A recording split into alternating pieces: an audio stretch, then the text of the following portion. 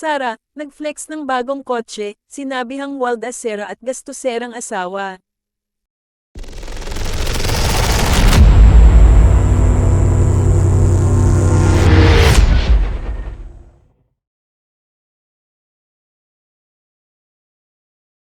Usap-usapan ng pagbida ng aktres na si Sara Labati sa kanyang mga litrato habang nasa background niya ang isang bagong-bagong sasakyan. Delivering gifts in style at Mazda Philippines CX-5 Turbo, mababasa sa caption ni Sara. Kamakailan lamang ay ibinahagi ni Sara na nasangkot silang mag-anak sa vehicular accident subalit mapalad na walang nasaktan sa kanila. Sa comment section ay pinutakti ng mga netizen si Sara na sinabihan siyang waldasera at gastusere sa pera ng mister na si Richard Gutierrez.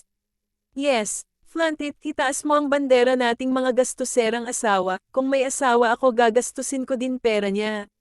Bakit ba haha, napaka-gastadora mo girl, parang ako, waldas pa din sa 2024 gun earn says ha ha ha ha ha ha go lang ng go.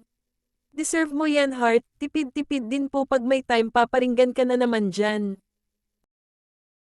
Bagamat may mga yumokre, may mga nagtanggol din naman kay Sara lalo't hindi naman sigurado kung pera nga ba ng mister na si Richard ang ginamit niyang pambili ng bagong sasakyan o sarili niyang pera, lalo na ngayong maugong ang mga espekulasyong hiwalay na ang dalawa, batay na rin sa mga nabat-iwang pahiwatig ni Annabel Rama, nanay ni Richard Gutierrez at biyena ni Sara. Yes, deserved ng wifey magwaldas, nagwawaldas nga ang mga skabeche, mga legal wife pa kaya do. Deserve mo yan, don't mind your bashers lalo na kung wala naman silang ambag sa pambili. Sus wala pa yan sa mga sasakyan ng asawa niya, jeep, Land Cruiser at iba pa, kaya di ako naniniwala gastador si Sara.